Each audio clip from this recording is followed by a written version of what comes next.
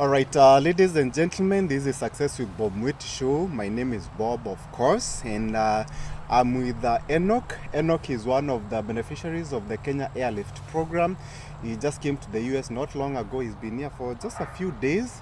And today we are having a conversation to talk about his journey through the Kenya Airlift program. Maybe you are out there and you want to know how his journey has been. Maybe you have an ambition of coming to study here in the US and you don't really know how to go about it. Enoch probably will be the person who will be sharing his insights about how this whole process is. So Enoch, thank you so much for availing yourself for this interview. Thank you. Thank you so much. Now, Enoch, tell the audience a little bit about yourself. Who are you? Tell us. Who are you, Enoch? That's a very interesting question that I've never found an answer. A pretty good enough answer. But I do consider myself a village boy. I was born and raised in Gishu. You are in Gishu County? Yeah, I was in Gishu County, and most of my time I spent in Gishu County. But probably what most people would find interesting is that I went to boarding school from nursery school. So from nursery school? Yes. So, wow. I started my schooling in nursery school. So my life was, when I started school, I started in boarding school all the way to standard 8, stayed in Gishu.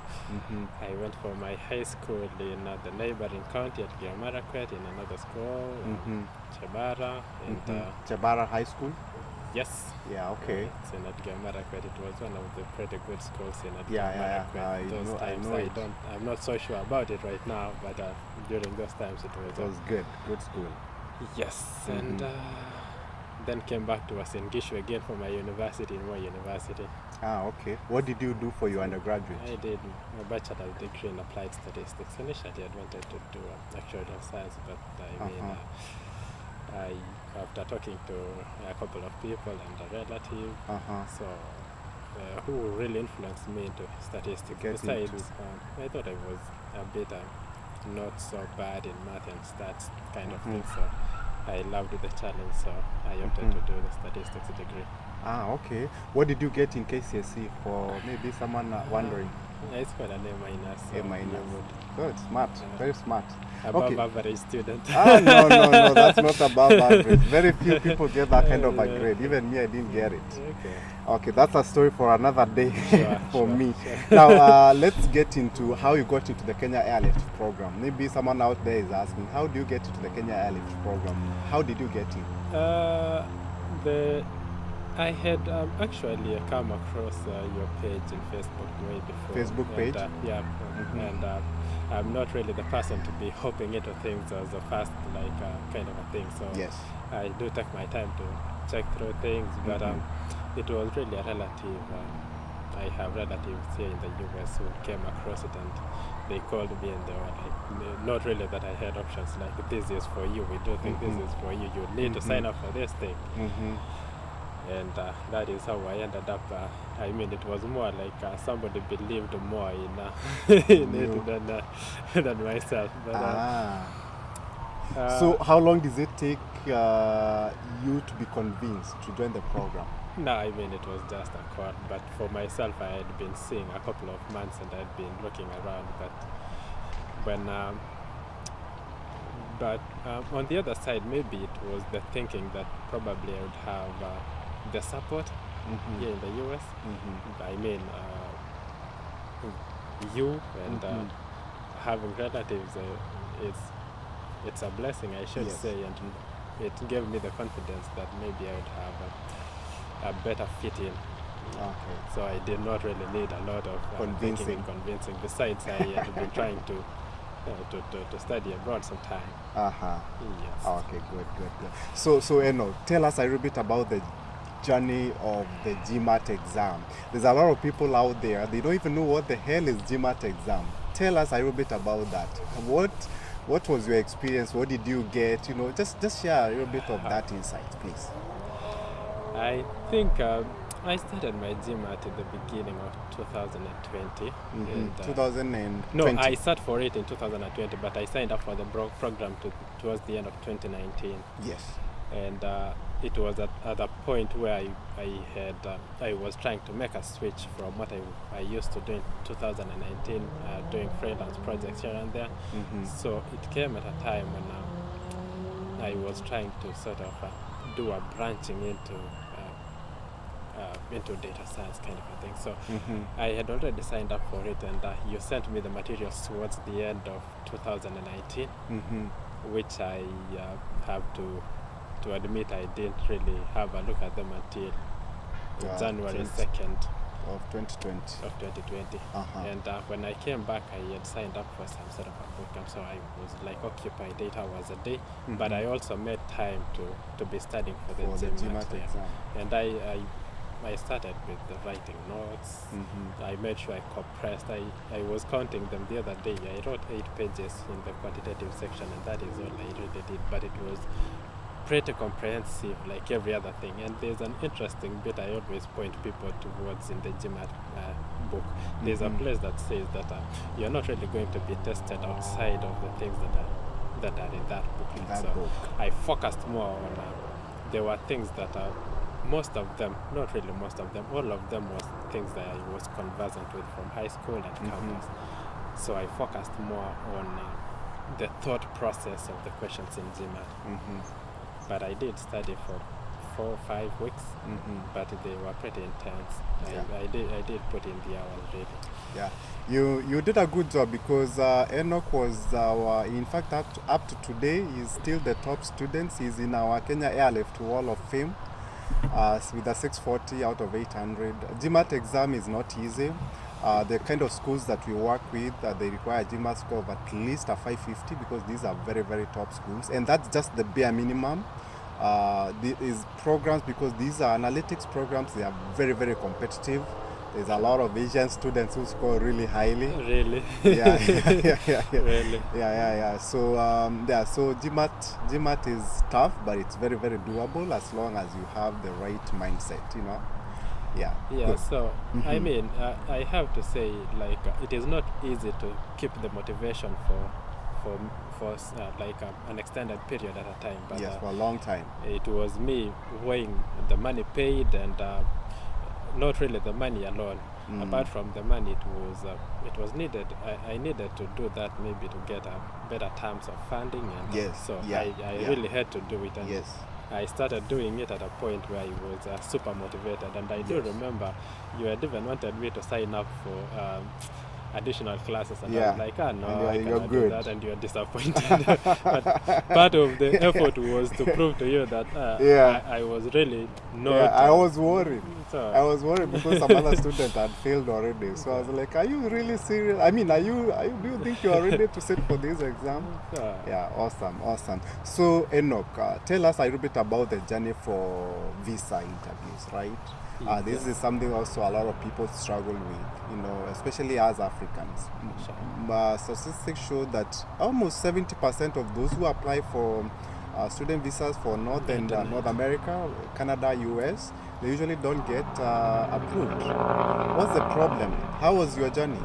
How was that experience for you? That's interesting, because when they are counting people who've been denied, you're one of those people. Me I think too. I've been counted a couple of times first. So I knew, and I had done the experience of the embassy sometimes. So I took the time to really prepare and see how the visa interviews are being conducted. There's a lot of materials online. I tried to find the questions so that I wouldn't be caught off guard with some of the questions, and you also helped us prepare. We even did a mock. I also did such YouTube, especially from those guys from India, because they are also pretty much in the same boat as us, because most of them are also denied. So I wanted to know, why are people denied? Why was I even denied in the first place in the past? And try to sort of address those kinds of issues. So I pretty much prepared for it, and during the visa interview, the questions that I was asked was questions I had sort of prepared. You're already prepared for. It is easy to sort of imagine that you cannot really prepare for something like that, but the truth of the matter is it helps to prepare.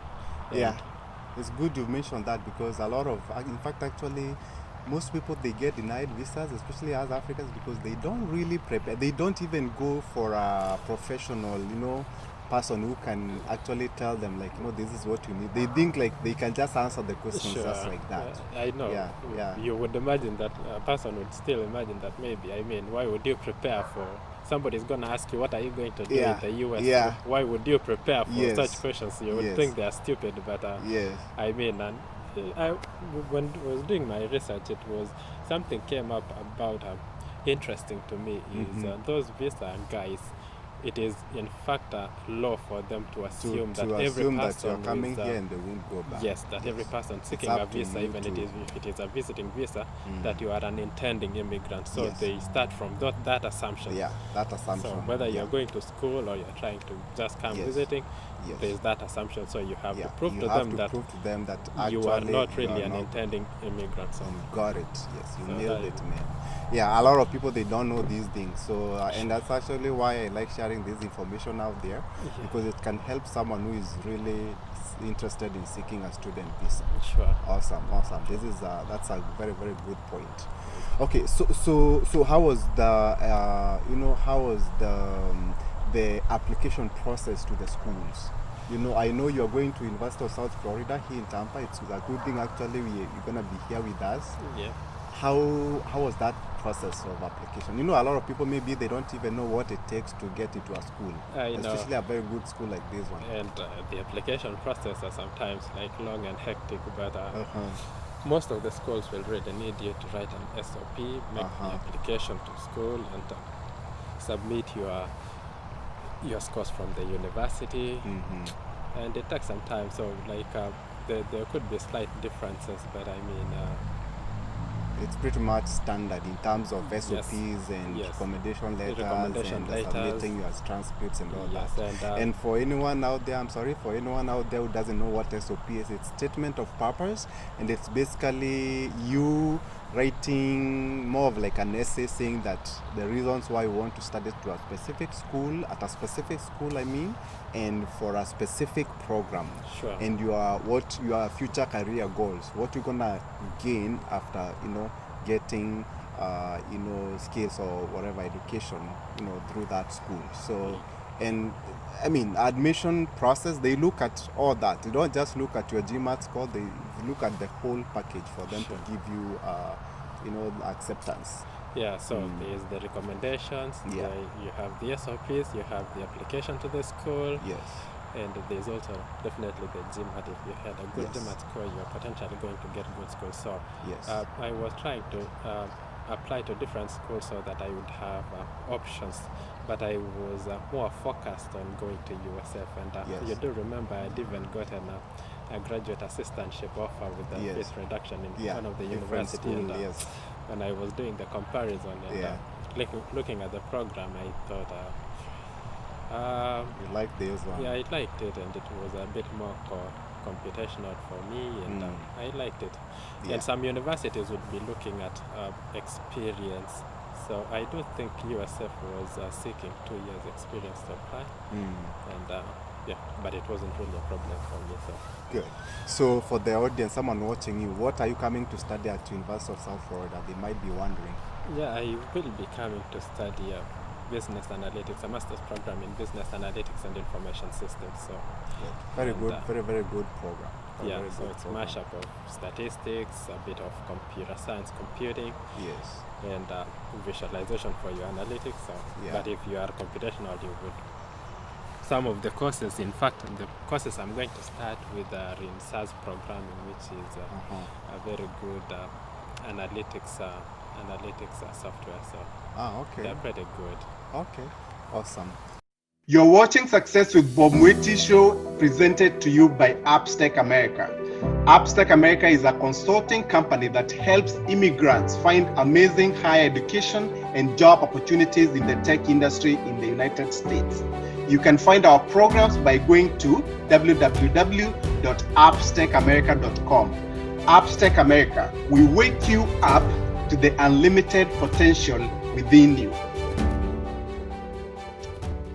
Awesome. So Enoch, before we wind up, tell us a little bit about your journey, leaving Kenya traveling? Was it your first time? How was it? There's a lot of people out there who may want to know how is that experience? That's pretty interesting because it was actually, in fact, my first time flying. So I Yes. was just used to road trips and whatever, but it was my first time flying. But it wasn't really an out of out of the thing. world thing for me. I do think it was pretty interesting, but I got bored pretty fast in a it's couple a of long, hours long into journey. it, and I was like, Yes. oh, there. But I was going through Germany, and Yes. you remember I was a bit worried about being admitted to the to the US, going through Europe, and bothered me a couple of because times of all this about it. COVID and all that. Yes, Yes. but went through Germany and then came to the US. I had to Okay. drop by some relatives, visiting here and there. Before and, coming to Tampa. Yeah, before coming to Tampa. But Awesome. I have now been, I think I've experienced enough flying around here, places up north, down south. I don't know. Are you ready for school now? You I'm feel ready. like I've you're always been ready. Yeah. Good. And yesterday we went to check out his apartment. He Yeah, has a pretty very nice. nice place. With some swimming pools Yeah, here. with swimming pool, gym, an Yeah. office where you can Yeah. print for free. Yeah, that's a very, very nice Pretty place. nice Yeah, place, I'm yeah. very happy for you. You are one of our most dedicated students. You came in, you didn't take time to do the GMAT, and here you are. It's been a pretty nice journey, and Yeah. I'm really thankful for that. Awesome, no problem. Now, quickly,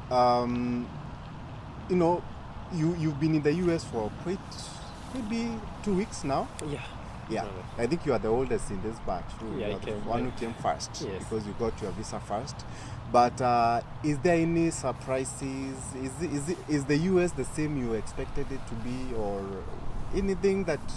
How is it? Can you tell maybe someone out there wondering how is Yeah. the US to you?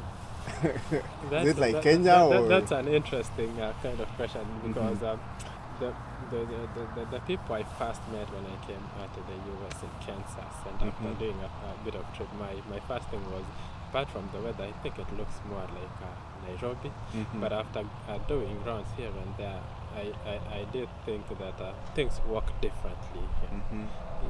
Because I've been to a few places, things work differently. People behave a bit differently, not like in Kenya. I mean, and I have had to contend with what you would call, do you call a personal bubble kind of a thing Space in and all Nairobi? I that. mean, in Kenya, Yeah. people really do not care so much about Yeah, that. yeah, But yeah. people are pretty nice here. Yes. When you even strangers, I mean, they I've just had smile, people smiling and waving saying at you. Happy New Year. And, Everybody I says thought, like, that. okay, are you confusing me with somebody Yeah, else? yeah, I But know. people are pretty nice, I should say. And Okay. yeah, besides, there's a mashup of many people from Middle Yes. East, from Asia, from wherever. Yes. And they're pretty nice. Okay, good. So Enoch, so anyone who is out there, right, and they want to come to the US, maybe someone who is very smart, they want to come and study their master's program here, right? Yep. Not necessarily through the Kenya Airlift program, but generally coming to the US. What kind of advice, would you give them as we wrap up? Yeah, for a fact, I know, after going to USF, it becomes apparent that the education system is a bit more advanced. Not really a bit more advanced, it's really advanced. So it is something you really want to explore. And things really work here at the universities. Even the communications before the start of classes is different from what I was used to back in Kenya. It's a pretty nice stuff. I mean, I think the dream of coming here you should not let it die, or let the voices of like you cannot make it, Yes. the doubts, and you start putting stumbling blocks for yourself, like maybe you do not have the money, maybe you do not have any person in the US. I mean, Yeah, because there are options. It's only that people don't know about these things, Yes. Yeah, we can, in our Kenya Airlift program, we help you, raising the funding. You have funding that you source Sure. for you in terms of student loans and all that.